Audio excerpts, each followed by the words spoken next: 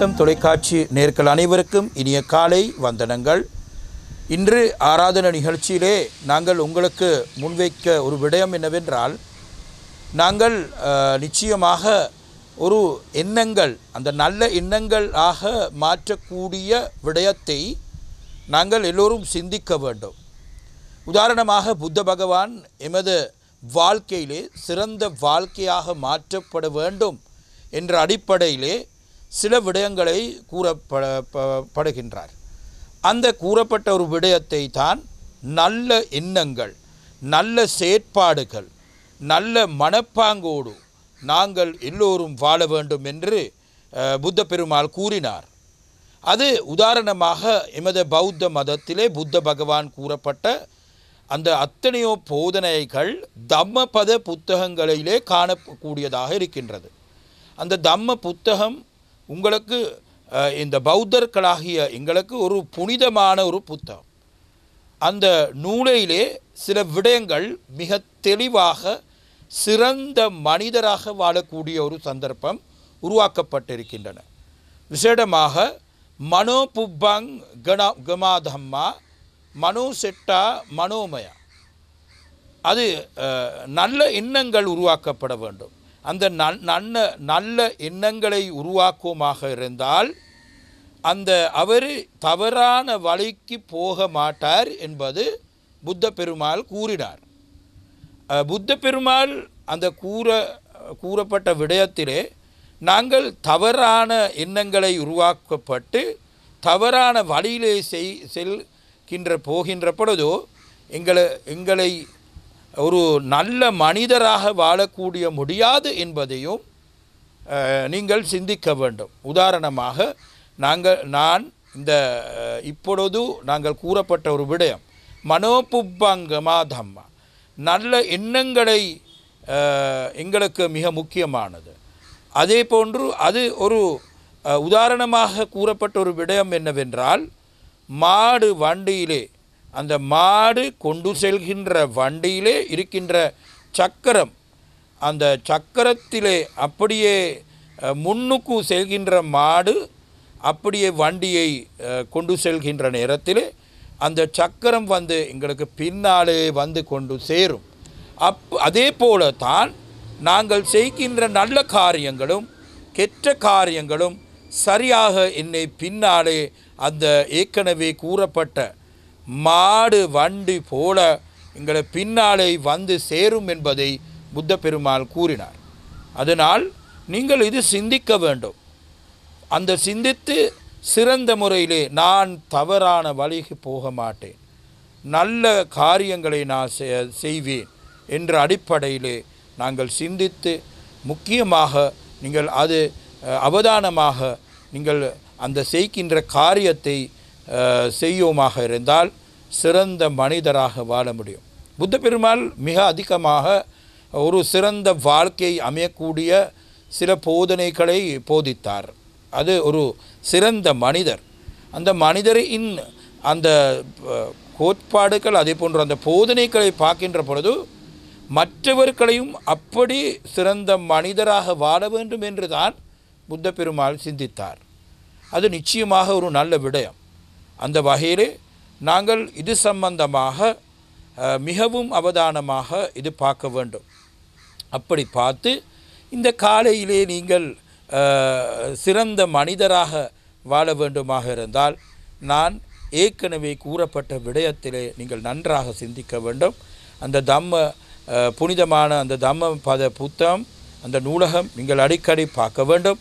அதே இருக்கின்ற சில விடயங்களை நீங்கள் அறிந்து கொள்ள வேண்டும் என்று கூறி இந்த வாய்ப்பிலே நீங்கள் இந்த சந்தர்ப்பத்திலே இந்த சிறந்த ஒரு வாய்ப்பை நீங்கள் அந்த சிறந்த ஒரு நல்ல வாய்ப்பை நீங்கள் எடுத்துக்கொண்டு நீங்கள் சிறந்த மனிதராக வாழ வேண்டும் என்று இந்த சந்தர்ப்பத்திலே கூறிக்கொண்டு உங்கள் அனைவருக்கும் இனிய நல்ல நாளாக அமைய வேண்டும் என புத்த பெருமானினுடைய பிரார்த்தனை தெரிவித்துக் கொண்டு உங்களிடமிருந்து விடைபெறுகின்றேன்.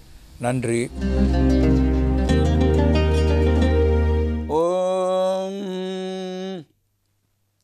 சாந்தாகாரம் புஜகசயனம் பத்மநாபம் சுரேஷம் விஸ்வாகாரம் ககனசதசம் மேகவர்ணம் சுபாங்கம் லக்ஷ்மீகாந்தம் கமலநயனம் யோகி கிருத்யானகம்யம் வந்தே விஷ்ணும் பவபயகரம் சர்வலோகைகநாதம். வசந்தம் தொலைக்காட்சி நேயர்கள் அனைவருக்கும் சர்வதேச இந்து மத குருபீடத்தின் இனிய காலை வணக்கங்களும் நல்லாசிகளும்.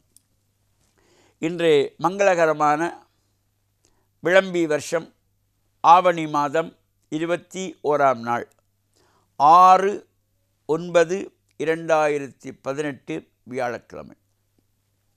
இன்று மலர்ந்திருக்கின்ற இன்றைய பொழுது நம் எல்லோருடைய வாழ்விலும் எல்லா விதமான சிறப்புகளும் வெற்றிகளும் கிடைக்க இறையருளும் குருவலும் பூர்ணமாக நமக்கு நிறைய பெற்றோர்கள், தாத்தா பாட்டி போன்ற பெரியோர்கள், ஆசிரியர்கள் இவர்களையும் வணங்கி அவர்களுடைய அன்பையும் ஆசியையும் நாம் பெறுகின்ற பொழுது வாழ்வில் நமக்கு நடப்பது எல்லாமே நல்லதாக அமையக்கூடியது.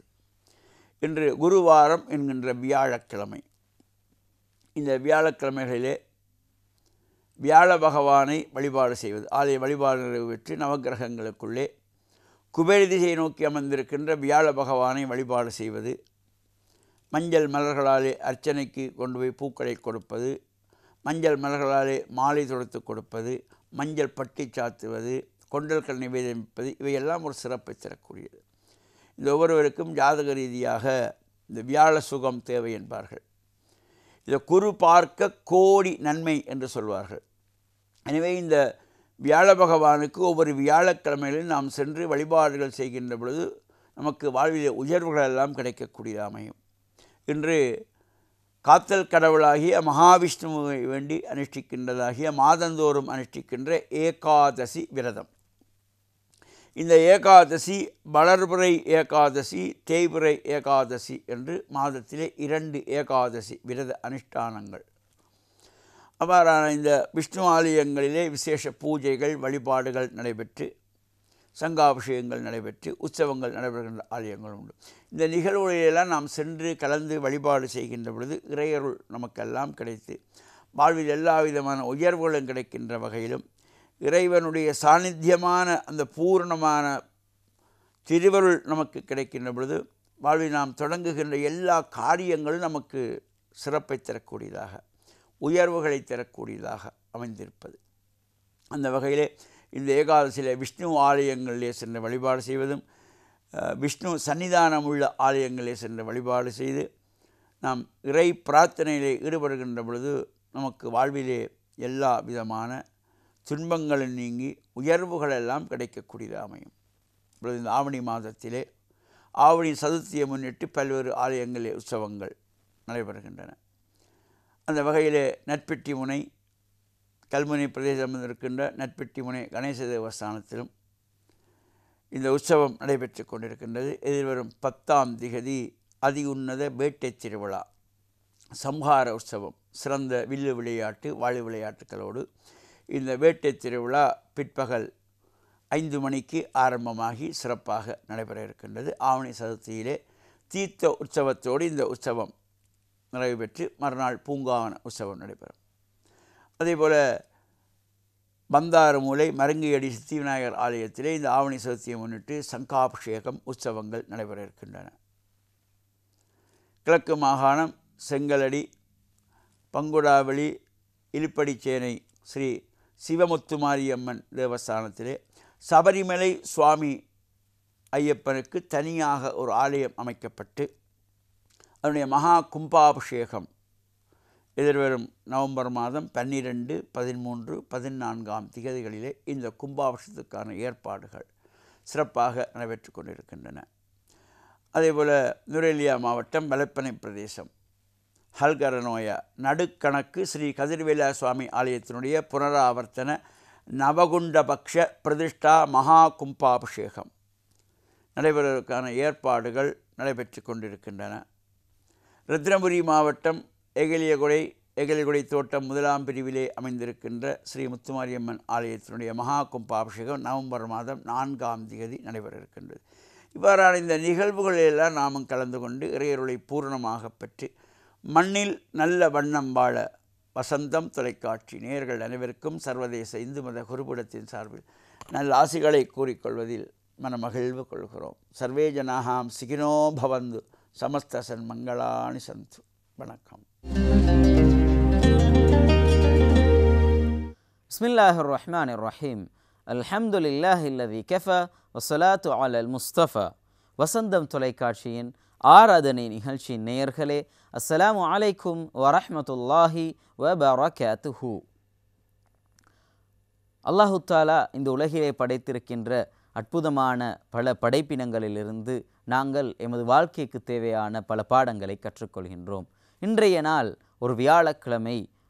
நாங்கள் இன்னும் ஒரு புதிய அல்லாஹு தாலாவின் படைப்பிலிருந்து, அல்லாஹு தாலாவின் அழகான திட்டமிடலிலிருந்து நாங்கள் எமது வாழ்க்கைக்கு தேவையான ஒரு பாடத்தை கற்றுக்கொள்ள இருக்கின்றோம்.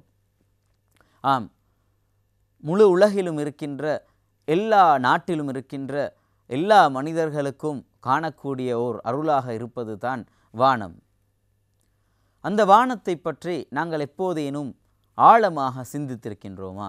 அந்த வானத்தின் படைப்பின் கோலத்தை நாங்கள் கண்டு அழகான முறையில் அது பற்றி சிந்தித்து யோசித்து அந்த பிரமிப்பில் நாங்கள் எம்மை பற்றி சிந்தித்திருக்கின்றோமா? எமது வாழ்வை மீட்டியிருக்கின்றோமா? அல் குர்ஆனின் பாஷையில் வானத்தை பற்றி அல்லாஹு தாலா இப்படி சொல்லி காட்டுகின்றான். வ இலஸ் ஸமாஇ கைஃப ருஃபிஅத். நீங்கள் பூமியில் இருக்கின்ற பல படைப்புகளை பற்றி அவதானிக்கவில்லையா என்று அல்லாஹு தாலா கேட்டுக்கொண்டு வருகின்ற ஓர் வசனத் தொடரிலே இப்படி ஒரு வசனம் அமைகின்றது. வ இலஸ் ஸமாஇ கைஃப ருஃபிஅத். வானம் எவ்வாறு உயர்த்தப்பட்டிருக்கின்றது என்று நீங்கள் பார்க்கவில்லையா? ஆம், அற்புதமான அல்லாஹு தாலாவின் படைப்பினங்களுக்கு, அல்லாஹு தாலாவால் படைக்கப்பட்ட இந்த அத்தாட்சிகளுக்கு ஒரு அடையாளமாக இந்த வானம் இருக்கின்றது என்றால் அது மிகையான கூற்றாக இருக்க மாட்டாது. ஏனென்றால் ஒரு வீட்டுக்கு அல்லது ஒரு தொழிற்சாலைக்கு, நாங்கள் வாழ்கின்ற மாளிகைகளுக்கு, ஒரு பெரிய மண்டபத்திற்கு, வணக்க ஸ்தலங்களுக்கு என்று இருக்கின்ற ஒரு கூரையை போடுவதற்கே ஒவ்வொரு மனிதனும் எத்தனையோ தூண்களை அமைத்து வைத்திருக்கின்றார்கள். எத்தனையோ விதமான தூண்களையும் பாதுகாப்பு ஏற்பாடுகளையும் அமைத்ததன் பின்னர் தான் அந்த கூரையை போட முடியுமாக இருக்கின்றது. நாங்கள் வாழ்கின்றோம் நம்பிக்கையோடு, திருப்தியோடு, நிம்மதியோடு ஒவ்வொரு வீட்டுக்குள்ளும், ஒவ்வொரு தொழிற்சாலைகளுக்குள்ளும், ஒவ்வொரு காரியாலயங்களுக்குள்ளும் வாழ்கின்றோம். அந்த தூண்கள் அந்த கூரையை மேல் முகட்டை தாங்கி நிற்பதை நாங்கள் நம்பி அந்த வீடுகள், பாடசாலைகள், காரியாலயங்களுக்குள் வாழ்கின்றோம். ஆனால் முழு உலகையும் அப்படி அழகாக மேலால் கவர்ந்திருக்கின்ற, மேலால் மூடி வைத்திருக்கின்ற அந்த வானம் பற்றி எப்போதேனும் பார்த்து சிந்தித்திருக்கின்றோமா? சற்று சிந்தித்து பாருங்கள். அந்த வானத்தை தாங்குவதற்கு எந்த தூண்களும் அமைக்கப்படவில்லை. மாறாக அல்லாஹு தாலாவின் ஏற்பாட்டில் குன் என்றவன் சொன்னால் ஆகிவிடுகின்ற நிலைமையில் அந்த வானம் அமைந்திருக்கின்றது. அவன் குன் என்று சொன்னான், அதாவது ஆகிவிடு என்று சொன்னான், அந்த வானம் அப்படியே அமைந்திருக்கின்றது. அது எந்த தூணும் இல்லாமல், எந்த தாங்குவதற்குரிய எந்த ஏற்பாடும் இல்லாமல் சரியான முறையில் இறைவனின் ஏற்பாட்டில் அழகான முறையில் நிற்கின்றது. எனவே இந்த அழகான நாட்டில் வாழ்கின்ற நாங்கள் அழகான பல சந்தர்ப்பங்களை உருவாக்கி, நேரம் ஒதுக்கி நாங்கள் இந்த வானத்தை பார்த்து, அந்த வானத்தின் அழகை ரசித்து, அதன் அழகான படைப்பின் சக்தியை அழகான முறையில் புரிந்து கொண்டு பிரமித்து போய் நாங்கள் எமது வாழ்க்கையை பற்றி மீட்டுவதற்குரிய சந்தர்ப்பங்களை உருவாக்கி கொள்ள வேண்டும். அது உள்ளத்தளவில் ஆறுதலை தரும். அதே நேரம் இறைவனின் படைப்பை பற்றிய புதிய சிந்தனைகளை எமக்குள்ளே உருவாக்கும். அழகான முறையில் நாம் எமது வாழ்க்கையும் மீட்டி இறைவனோடும் ஒரு உறவை ஏற்படுத்தி கொண்டு எம்மை சூழ உள்ள இந்த வித்தியாசமான இறைவனின் அத்தாட்சிகளை கண்டு நாங்கள் பல விடயங்களை கற்றுக்கொள்வதற்கான சந்தர்ப்பமாகவும் அது அமையும். எனவே அல்லாஹு தாலா இப்படிப்பட்ட வித்தியாசமான அத்தாட்சிகளினூடாக எமக்குரிய வழிகாட்டல்களையும் சிந்தனைகளையும் காட்டி தருவானாக. வ ஆஹிரு தஅவானா அனில் ஹம்துலில்லாஹி ரப்பில் ஆலமீன். வஸ்ஸலாமு அலைக்கும் வரஹ்மத்துல்லாஹி வபரகாத்துஹு. கிறிஸ்துக்குள் பிரியமானவர்களே, புதியதொரு நாளுக்குள்ளாக வந்திருக்கிறோம். இந்த நாளிலும் கூட ஆண்டவர் எங்கள் ஒவ்வொருவரையும் நிறைவாக ஆசீர்வதிப்பாராக. எனக்கு அருமையானவர்களே, எசாயா புத்தகத்திலே இன்றைய நாளில் 5வது அதிகாரம் 11வது வசனம் எங்களை ஒரு புதிய வாழ்க்கைக்கு அழைத்து வருகிறது. இந்த நாட்களிலே நிறைய கவுன்சலிங் என்று சொல்லப்படுகின்ற மன உளவியல் சம்பந்தமான பிரச்சனைகளோடு நிறைய பேர் கவுன்சிலிங்களுக்காக வருவார்கள். அவர்களிடமிருந்து நான் அமர்ந்து பேசும் பொழுது அதில் நிறைய திருமணமான இளம் பெண்கள். இவர்களுடைய பிரச்சனை என்ன என்றால், எனக்கு அருமையானவர்களே, அவர்களுடைய கணவர்கள் நிறைய குடிபோதைக்கு அடிமையான பிரச்சனை. அந்த குடிபோதைக்கு அடிமையானதுக்கு பிற்பாடு என்ன நடக்கிறது என்றால், அவர்கள் மனைவியை பார்ப்பதில்லை, அது கூட பரவாயில்லை, தங்கள் பிள்ளைகளுக்கு செய்ய வேண்டிய கடமைகளை செய்யாதிருக்கின்றார்கள். எனக்கு அருமையானவர்களே, ஒரு விஷயத்தை நாங்கள் பார்க்க வேண்டும். ஒரு நாளைக்கு சாதாரணமாக ஒருவருக்கு ஒரு 1500 ரூபாய் சம்பளம் என்று வைத்துக்கொள்வோம். இது எல்லோருக்கும் கிடைக்காது. சில நேரத்தில் 1000 ரூபாயோடு மட்டுப்படுத்தப்பட்ட ஒரு சம்பாத்தியத்தை தான் நாங்கள் பார்க்கின்றோம். 1500 ரூபாய் என்று வைத்து கொண்டாலும் கூட ஒரு அந்த மதுபான போட்டில் என்ன விலை? சரி, அரைவாசி குடிப்பதாக இருந்தாலும் என்ன விலையாக இருக்கிறது? அது ஒரு 700 ரூபாய் அல்லது 800 ரூபாய் முதல் கொண்டு நாங்கள் இந்த மதுபானத்துக்காக செலவழிக்கின்றோம். அதன் பிற்பாடு எதை நாங்கள் வாங்குவது? எதை குடும்பத்திற்கென்று வாங்குவது? ஏனென்றால் ஒரு 2 பொருட்களை வாங்கும் பொழுதே அந்த பணம் முற்றிலுமாக முடிந்துவிடும். ஆக நாங்கள் சாப்பாட்டுக்கு என்ன செய்வது, அல்லது பிள்ளைகளுடைய படிப்பு விஷயத்தை என்ன செய்வது, அவர்களுடைய மேலதிக வகுப்புக்கு அனுப்பும் போது அந்த பணத்துக்காக நாங்கள் என்ன செய்ய போகின்றோம்? உடல் நலமற்று இருக்கின்ற பொழுது, நோய் நொடி வருகின்ற பொழுது நாங்கள் என்ன செய்ய போகின்றோம்? ஆகவே எங்களுடைய வாழ்க்கை சூனியமாக மாறுகிறது. எசாயா புத்தகத்தில் 5வது அதிகாரம் 11வது வசனத்தில் என்ன சொல்கிறது என்றால், விடியற்காலையிலேயே விழித்தெழுந்து போதை தரும் மதுவை நாடி அலைந்து இரவை குடித்து பொழுதை போக்குகிறவர்களுக்கு ஐயோ கேடு. ஆக குடிப்பவர்களுடைய வாழ்விலே ஆசீர்வாதம் தங்காது என்பதுதான் இதன் மூலம் வெளிப்படுகிறது. ஒரு குடிப்பவர்களுடைய வாழ்வில் அந்த குடும்பத்திற்கு ஆசீர்வாதம் தங்காது. ஆண்டவரே சொல்கின்றார் ஐயோ கேடு என்றால் என்ன அர்த்தம்? எவ்வளோதான் நீங்கள் உழைத்தாலும், எவ்வளோதான் கஷ்டப்பட்டாலும் அங்கே ஆசீர்வாதம் தங்காது. அது உண்மைதான் பிரியமானவர்களே. அந்த குடும்பத்திலே இருக்கிற பிள்ளைகளுக்கு கூட ஒரு வாழ்க்கையை முன்னோக்கி நகர்த்துவதற்கான ஆசீர்வாதம் கிட்டாது. ஆகவே நன்றாக யோசிக்க வேண்டும். எங்களுக்காக இல்லாவிடாலும் எங்களுடைய பிள்ளைகளுக்காக நாங்கள் அதை நிறுத்த வேண்டும். எங்களுடைய குடும்பத்திலே அதை கொண்டு வரவே கூடாது.